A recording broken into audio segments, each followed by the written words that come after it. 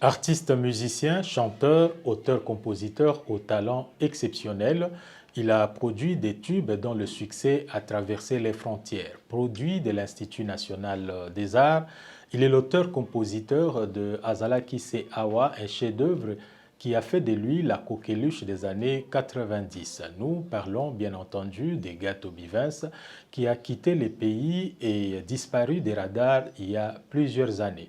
L'homme a mis fin à sa carrière dans la musique dite profane pour servir Dieu. Kumisama Nayo Yahweh, c'est le titre de single qu'il vient de mettre sur le marché. Gatobi Vince est avec nous en ligne pour un entretien qui nous prendra quelques minutes. Madame, monsieur, bonjour. Je m'appelle Jacques Amboka et je vous souhaite la bienvenue. Bonjour Gatobi Vince, ça fait plusieurs années depuis que vous avez quitté le pays. Dites-nous où est-ce que Gatobi Vince se trouve depuis toutes ces années. Bonjour Jacques. Euh, donc je suis un peu en retard parce que les festivités n'ont pas permis de faire autre chose que d'être dans les festivités. Maintenant, les choses commencent à se décanter, donc je crois que c'est une bonne occasion pour y aller. Je vis dans l'État de Tennessee. C'est un État dans le sud-ouest des États-Unis. Euh, je suis départagé entre les activités ministérielles et aussi les études de théologie. Euh, je suis en train de poursuivre un diplôme en théologie. Alors, Gato Bivens, de la musique dite profane, où vous avez déjà récolté un grand succès, non seulement sur les territoires nationaux, mais aussi en dehors du pays. Dites-nous comment s'est effectuée cette mutation de la musique dite profane à aujourd'hui ministre des dieux. Alors, c'était un duel avec Dieu. Je ne pensais même pas que ça pouvait être Dieu parce que je sais que c'est le même Dieu qui m'a béni à travers la musique, même dans les études de la musique. Pourquoi il va m'arracher là-bas pour un monde où je ne sais, je connais rien du tout là-dedans. Donc je ne me voyais même pas et j'étais même pas bon, motivé à le faire. Il n'y avait rien que la musique pour moi. Donc, euh, mais ce n'est qu'après que je comprends que mm, Dieu, la plupart des temps, il appelle les gens à lui avec, c'est la foi. C'est la foi. Quand il t'appelle, ce n'est pas parce que tu mérites ou tu as des aptitudes, mais il t'appelle parce que c'est par la foi qu'il appelle. D'ailleurs, la Bible dit, c'est seulement avec la foi qu'on peut plaire à Dieu. Mais la foi, ça s'applique justement dans ce qui est, je ne dirais pas ambigu, mais incertain, dans l'incertitude. Si tu as la certitude, tu n'as pas besoin de la foi. Mais ça doit être dans l'incertitude. Quand Dieu a appelé Abraham, Abraham venait de perdre son père biologique. Et Abraham, c'était le fils aîné de sa famille. Et en tant que fils aîné, il devait euh, continuer l'héritage de son père et tout le travail de son père. Et tout le monde, les yeux de tout le monde étaient braqués sur lui. Et c'est à ces moments-là que Dieu lui demande de quitter et de tout laisser. Donc, je ne voulais pas parce que je m'accrochais à ce qui était certain pour moi. Mais c'est justement c'est ce que Dieu veut, que tu lâches cela et pour que maintenant lui prenne le volant. Et c'est comme ça aussi que je me suis donné à Dieu. Mais ce n'était pas instantané et ça a pris du temps. Et c'est pour cela, tout cela aussi a fait que même après ma conversion, même après ces moments difficiles-là, c'était toujours, je devais vraiment être convaincu que vraiment c'est ça. Et puis comment s'y prendre Quand on connaît la musique, on aime faire le parfait, on aime tout ça là. Mais maintenant, Dieu t'appelle là où il y a l'incertitude, tu n'as rien, tu n'as pas de repères. Et c'est le monde à l'envers, un bouleversement énorme. Alors, Gato Bivens, vous avez gardé un long moment de silence après avoir quitté le pays et vous venez de sortir un single Kumisama na yo Yahweh. Dites-nous les raisons qui vous ont motivé à la sortie de ce single Kumisama na yo Yahweh. Mais Dieu avait fait quelque chose de grand. Quand j'étais sur mon lit d'hôpital, on m'avait annoncé que j'avais un cancer, je devais mourir dans les 6 mois qui suivaient.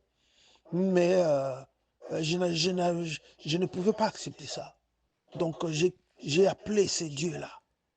Et sur mon lit d'hôpital, ma mère était là, on a prié, ma mère et moi, et il y avait une puissance dans la prière. Et cette puissance-là, j'ai senti. Il y avait quelque chose qui s'est passé dans mon ventre, là où il y avait des problèmes. Donc, il y avait quelque chose de puissant qui s'est passé, que je ne sais pas exprimer avec les mots, et ça ne peut même pas être exprimé avec les mots, mais il y avait une connexion avec le Seigneur. Et du coup, je savais que j'étais guéri. Il y avait quelque chose qui s'est passé ici. Et le lendemain, on m'a encore appris dans les examens, là où on te fait entrer tout le corps, les MRI, le big scanner. Et on m'a mis là-bas. Et quand on m'a sorti, et quelques heures après, ils sont venus et ils m'ont dit qu'il n'y a pas de cancer, il n'y a rien. Je suis bien, et que ils ont présenté des excuses. Donc ça, c'est avant la prière, c'était le cancer, c'était 6 mois de vie qui restaient. Et après la prière, ce sont des excuses du docteur. Donc, depuis là, ça fait 2022, donc j'ai remercié le Seigneur, et cette inspiration-là est venue pour remercier le Seigneur. Mais non seulement le remercier, mais le louer. Parce que la vraie façon qu'on peut les remercier, c'est le louer. Nos merci, nos remerciements, c'est insuffisant, c'est... ça ne peut pas égaler la grâce de Dieu dans nos vies, sa miséricorde, son amour.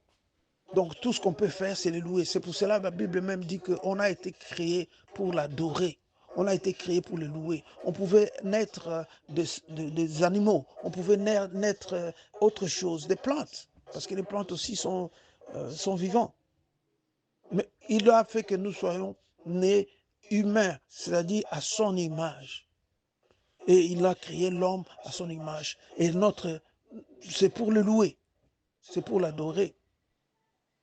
Tout ce qui vient avec, ce sont des byproducts. Tout ce qui vient avec le mariage, les ceci, les voitures, les études, tout ça, ce sont des byproducts. La vraie raison, c'est pour le louer. C'est pour le louer et l'adorer. Donc, Kumisama Yahweh, c'était seulement lui rendre ce qu'il a fait pour nous, c'est ce qu'il est pour nous. C'est ce qu'il nous a créé pour ça. Il faut le louer. Et à travers cette chanson, c'est ma prière que tout le monde qui l'écoutera soit dans cette posture-là, de reconnaître que nous avons été créés pour louer Dieu. Loue Dieu là où tu es, loue Dieu à tout moment. Et même la chanson lui dit, Kumisama Yahweh, Kumisama Yahweh, Kolonionso, that means every day. Alors, Gato Bivens, vous êtes l'auteur-compositeur de Azalaki Se Hawaii, non seulement des chansons qui ont fait la pluie et les beaux temps et qui continuent d'ailleurs jusqu'à présent à captiver l'attention des mélomanes de la bonne musique. Mais l'expérience nous montre que dans la plupart des cas, les artistes musiciens qui quittent les camps de la musique dite profane pour rejoindre le gospel ou peut-être pour rejoindre, servir Dieu, ont tendance à regretter un peu le temps passé dans la musique dite profane. Est-ce que c'est aussi le cas pour Gato Bivens? Regrettez-vous d'avoir été ce Gato Bivens, auteur-compositeur de toutes ces chansons qui ont captivé l'attention des amoureux de la bonne musique? Non, je ne regrette pas du tout d'avoir été artiste et musicien, Gato Bivens, oui, avec toutes euh, les expériences du passé, les bons moments du passé aussi. Et ça m'a aidé. Il y a beaucoup de choses qui ont aidé à me forger comme je suis aujourd'hui, ce que je suis aujourd'hui. Euh, il y a, il y a certes des choses que je regrette, comme tout le monde regrette. Ça, c'est plutôt, ce n'est pas dans le côté artistique, mais c'est côté dans le comportement. Dans le comportement, parce que, bon, non seulement j'étais jeune dans cette vigueur de la jeunesse, et aussi, c'était moi qui étais au piédestal. C'était moi qui étais au piédestal. Donc, quand on est au piédestal, on perd un peu sa tête. Les agissements, les choses qu'on fait, surtout sur le plan, moi c'était surtout sur le plan euh, de l'intégrité euh, vis-à-vis de relations avec le sexe opposé.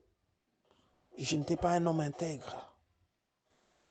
Donc, et maintenant, avec l'expérience d'aujourd'hui, avec la connaissance qu'on a aujourd'hui, on voit maintenant combien dangereux c'était d'être un homme pas intègre avec le sexe opposé. Donc c'est un peu une...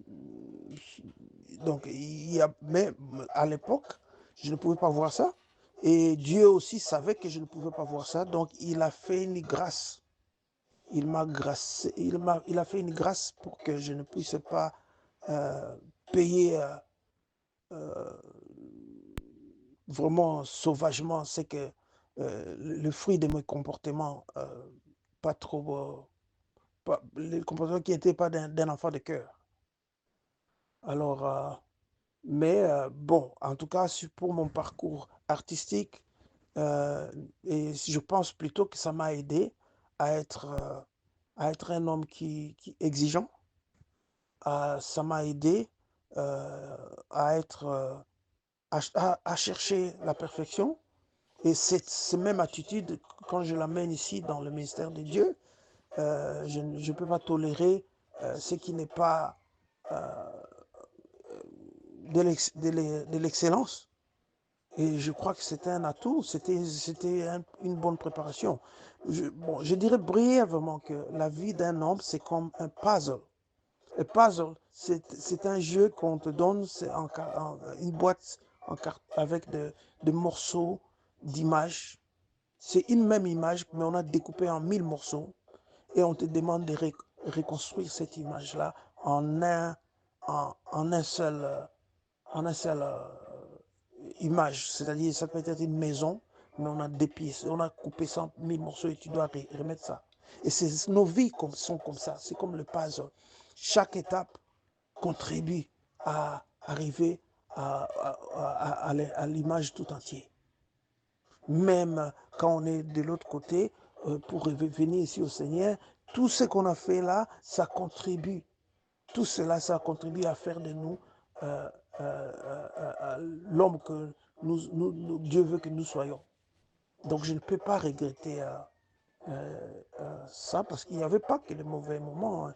Et puis, les mauvais moments, vraiment, il y avait trop peu. Et surtout que les mauvais moments, c'est parce que maintenant, je connais mieux. J'ai dit je pouvais faire un meilleur choix que ce que je faisais là. Alors, Bivins, avant que nous puissions déjà terminer, vous venez de sortir un single, Kumisama na yo Yahweh. Vous revenez dans l'industrie musicale après des années. C'est vrai que vous n'êtes plus du côté de la musique profane. C'est la musique gospel, mais c'est la même industrie, l'industrie musicale. Ça veut dire que ce sont peut-être aussi les mêmes méthodes pour assurer le marketing, la promotion de cette œuvre. Dites-nous comment vous allez procéder pour la promotion de Kumisama na yo Yahweh. Prévoyez-vous une descente à Kinshasa? Comment ça va se faire? Ma présence au pays et surtout en Afrique est, je dirais même indispensable. Bien qu'on peut faire des choses à partir de loin, mais il y a une grande différence. Donc, je serai obligé à un certain moment de venir physiquement pour le suivi. Mais n'empêche qu'avec la technologie, on peut déjà faire un bon 50% de travail peut se faire déjà. Parce qu'il faut coordonner le tout avec les autres activités. Je ne suis plus seulement musicien, artiste musicien. Maintenant, je suis artiste musicien chrétien, mais d'abord un ministre de Dieu. Donc, un serviteur de Dieu. Et être un ministre de Dieu, serviteur de Dieu, et ce n'est pas seulement avec la musique, il y a la parole à prêcher, il y a autre chose, d'autres dons spirituels à exercer. Et puis, je suis aussi en train de poursuivre un diplôme ici. Donc, tout cela doit être coordonné de façon à ce que rien ne puisse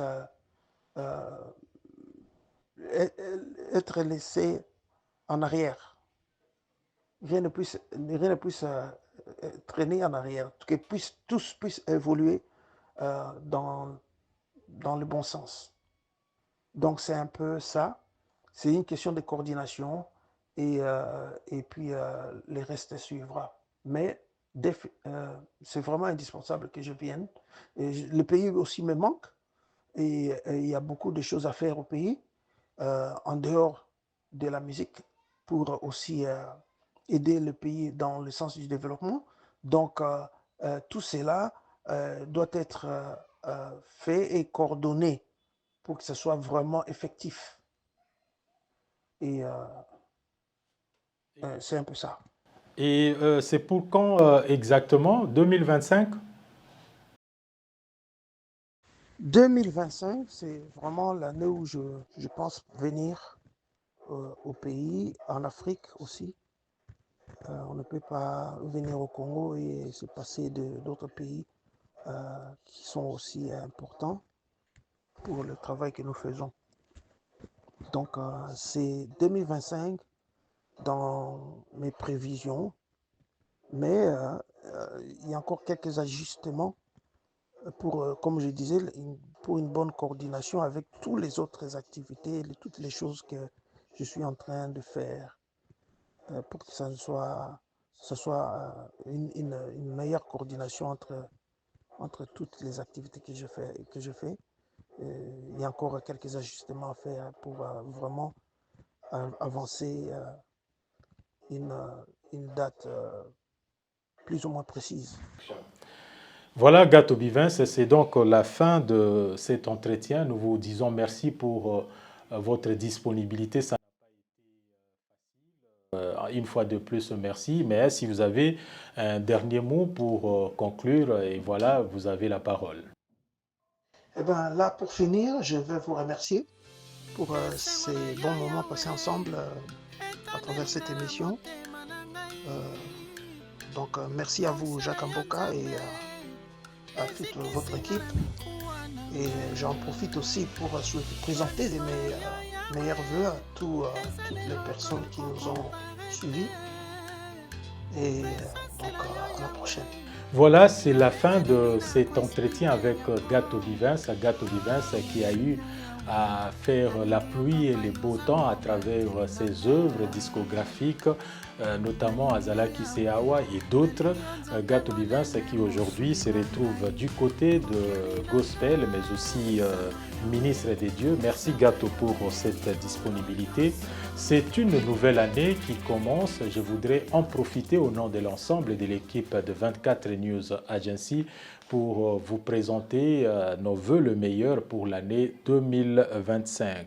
Aux côtés du chef, nos voeux à ces jeunes très effacés, très calmes, nous citons Miché Moulumba. Madame, Messieurs, merci de l'attention que vous nous avez accordée.